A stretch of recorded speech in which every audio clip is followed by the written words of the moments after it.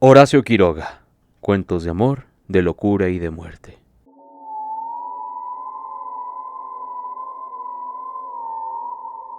La insolación.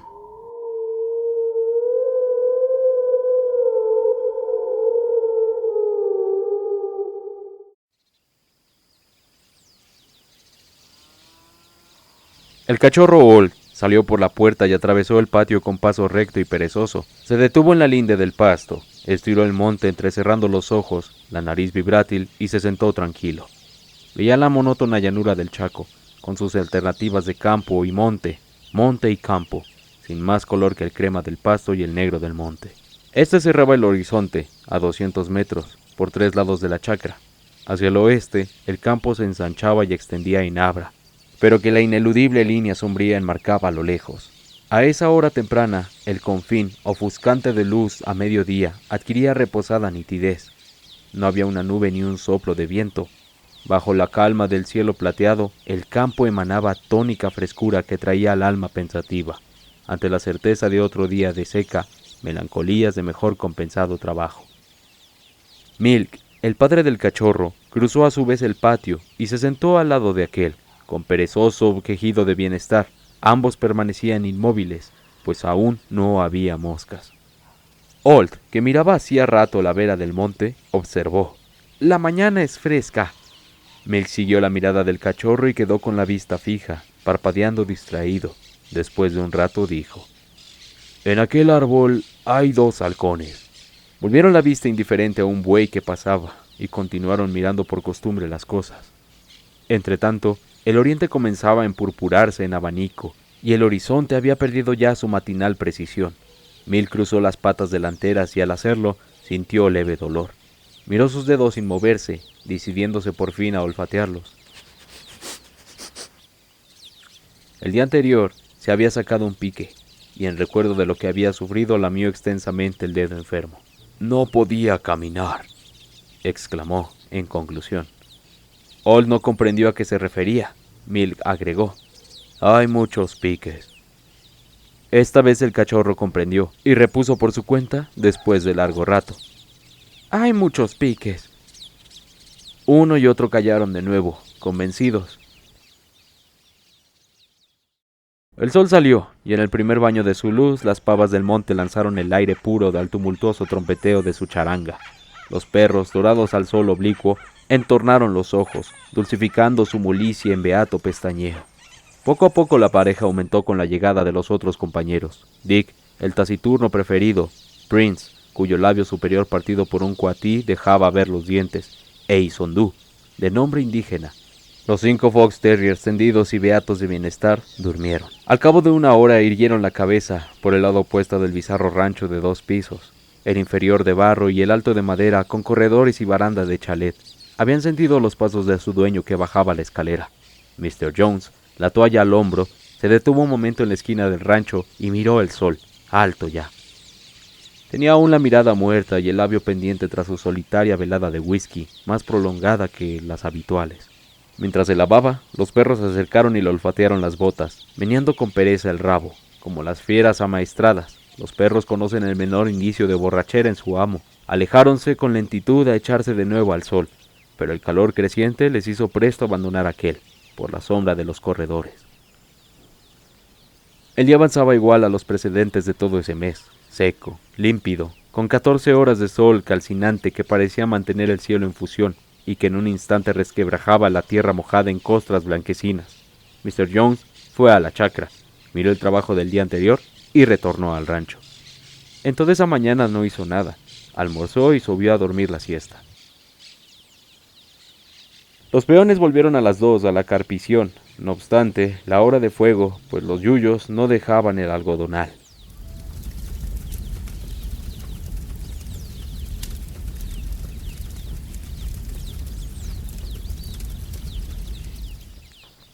Tras ello fueron los perros, muy amigos del cultivo desde el invierno pasado, cuando aprendieron a disputar a los halcones los gusanos blancos que levantaba el arado. Cada perro se echó bajo un algodonero, acompañado con su jadeo los golpes sordos de la azada.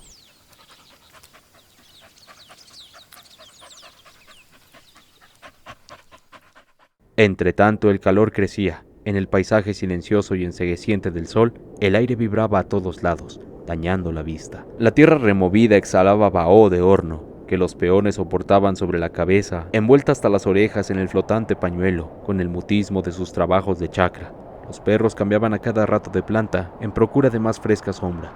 Tendíanse a lo largo, pero la fatiga los obligaba a sentarse sobre las patas traseras para respirar mejor. Reverberaba ahora delante de ellos un pequeño páramo de greda que ni siquiera se había intentado arar. Allí, el cachorro vio de pronto a Mr. Jones sentado sobre un tronco que lo miraba fijamente. Hall se puso en pie meneando el rabo. Los otros levantáronse también, pero erizados.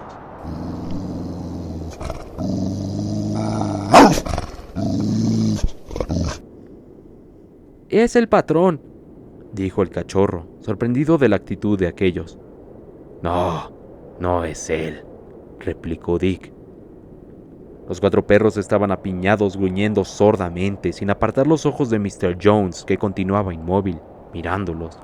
El cachorro, incrédulo, fue a avanzar, pero Prince le mostró los dientes. «No es él. Es la muerte».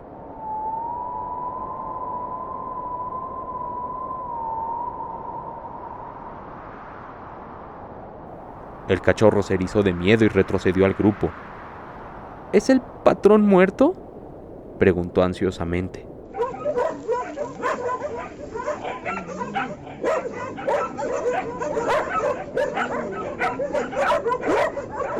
Los otros, sin responderle, rompieron a ladrar con furia, siempre en actitud temerosa, pero Mr. Jones se desvanecía ya en el aire ondulante. Al oír ladridos, los peones habían levantado la vista sin distinguir nada. Giraron la cabeza para ver si había entrado algún caballo en la chacra y se doblaron de nuevo.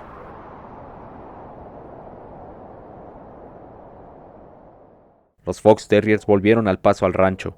El cachorro, erizado aún, se adelantaba y retrocedía con cortes trotes nerviosos, y supo de la experiencia de sus compañeros que cuando una cosa va a morir, aparece antes. «¿Y cómo saben que ese que vimos no era el patrón vivo?», preguntó. «Porque no era él», le respondieron, displicentes. Luego la muerte, y con ella el cambio de dueño, las miserias, las patadas, estaba sobre ellos. Pasaron el resto de la tarde al lado de su patrón, sombríos y alerta. Al menor ruido gruñían, sin saber hacia dónde.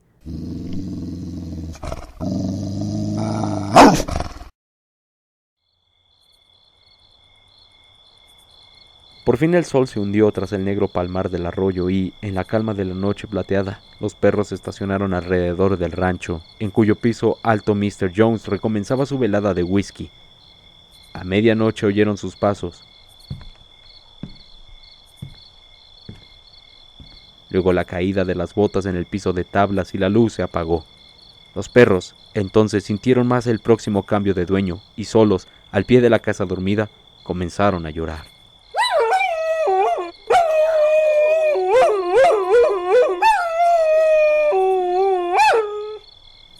Lloraban en coro, volcando sus sollozos convulsivos y secos como masticados en un aullido de desolación que la voz cazadora de Prince sostenía, mientras los otros tomaban el sollozo de nuevo.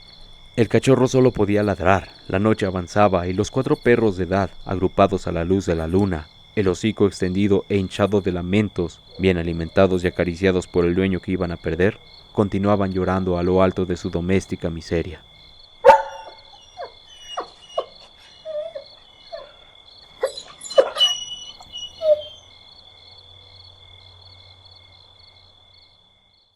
A la mañana siguiente, Mr. Jones fue él mismo a buscar las mulas y las unció a la carpidora, trabajando hasta las 9. No estaba satisfecho, sin embargo. Fuera de que la tierra no había sido nunca bien rastreada, las cuchillas no tenían filo y con el paso rápido de las mulas, la carpidora saltaba. Volvió con esta y afiló sus rejas, pero un tornillo en que ya al comprar la máquina había notado una falla, se rompió al armarla. Mandó a un peón al obraje próximo, recomendándole cuidara del caballo, un buen animal pero asoleado. Alzó la cabeza al sol fundente de mediodía e insistió en que galopara ni un momento. Almorzó enseguida y subió. Los perros, que en la mañana no habían dejado un segundo a su patrón, se quedaron en los corredores. La siesta pesaba. Agobiada de luz y silencio, Todo el contorno estaba brumoso por las quemazones. Alrededor del rancho, la tierra blanquizca del patio deslumbraba por el sol a plomo. Parecía deformarse en trémulo hervor, que adormecía los ojos parpadeantes de los Fox Terriers. «No ha aparecido más», dijo Milk. Holt, al oír aparecido, levantó vivamente las orejas. Incitado por la evocación, el cachorro se puso de pie y ladró, buscando a qué.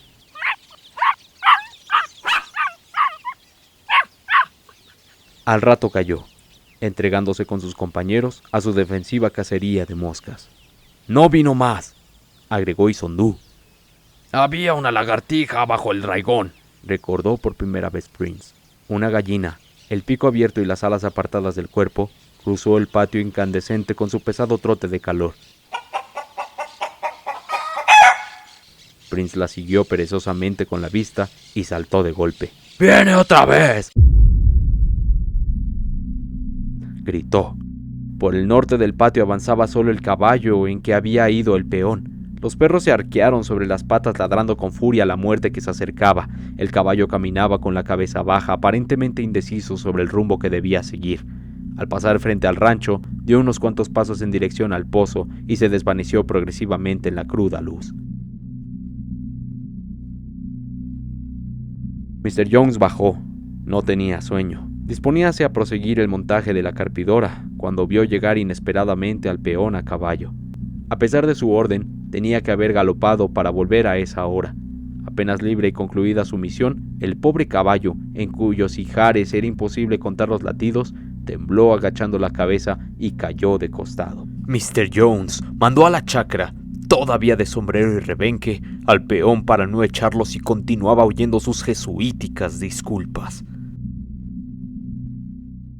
Pero los perros estaban contentos. La muerte que buscaba su patrón se había conformado con el caballo. Sentíanse alegres, libres de preocupación y, en consecuencia, disponíanse a ir a la chacra tras el peón, cuando oyeron a Mr. Jones que le gritaba pidiéndole el tornillo. No había tornillo. El almacén estaba cerrado, el encargado dormía, etc. Mr. Jones, sin replicar, descolgó su casco y salió él mismo en busca del utensilio. Resistía el sol como un peón, y el paseo era maravilloso contra su mal humor. Los perros salieron con él, pero se detuvieron a la sombra del primer algarrobo. Hacía demasiado calor. Desde allí, firmes en las patas, el ceño contraído y atento, venían a alejarse a su patrón. Al fin el temor a la soledad pudo más, y con agobiado trote siguieron tras él. Mr. Jones obtuvo su tornillo y volvió. Para cortar distancia, desde luego, evitando la polvorienta curva del camino, marchó en línea recta a su chacra. Llegó al riacho y se internó en el pajonal, el diluviano pajonal del Saladito, que ha crecido, secado y retoñado desde que hay paja en el mundo sin conocer fuego. Las matas, arqueadas en bóveda a la altura del pecho, se entrelazan en bloques macizos. La tarea de cruzarlos sería ya con día fresco, era muy dura a esa hora. Mr. Jones lo atravesó, sin embargo, braceando entre la paja restellante y polvorienta por el barro que dejaban las crecientes, ahogado de fatiga y acres vahoz de nitratos. Salió por fin y se detuvo en la linde, pero era imposible permanecer quieto bajo el sol y ese cansancio. Marchó de nuevo. Al calor quemante que crecía sin cesar desde 3 días atrás, agregábase ahora el sofocamiento del tiempo descompuesto. El cielo estaba blanco y no se sentía un soplo de viento. El aire faltaba, con angustia cardíaca que no permitía concluir la respiración. Mr. Jones adquirió el convencimiento de que había traspasado su límite de resistencia. Desde hacía rato le golpeaba en los oídos el latido de las carótidas. Sentíase en el aire como si de dentro de la cabeza le empujaran el cráneo hacia arriba. Se marcaba mirando el pasto, apresuró la marcha para acabar con eso de una vez, y de pronto volvió en sí y se halló en distinto paraje. Había caminado media cuadra sin darse cuenta de nada. Miró atrás y la cabeza se le fue en nuevo vértigo.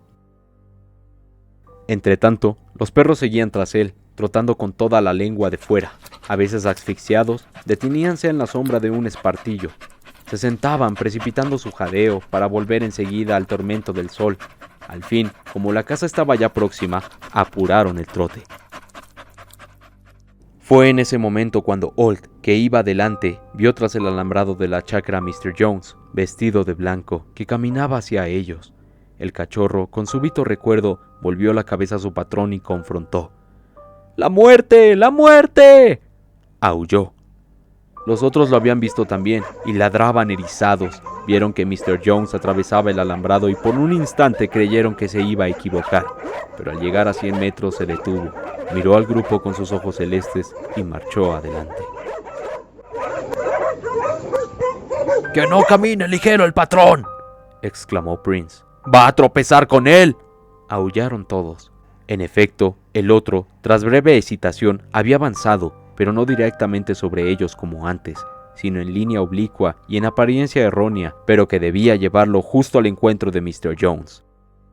Los perros comprendieron que esta vez todo concluía, porque su patrón continuaba caminando a igual paso, como un autómata, sin darse cuenta de nada. El otro llegaba ya, los perros hundieron el rabo y corrieron de costado, aullando.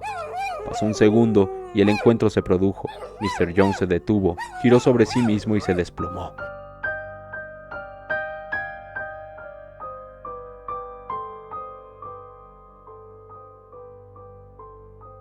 Los peones, que lo vieron caer, lo llevaron a prisa al rancho, pero fue inútil toda el agua. Murió sin volver en sí.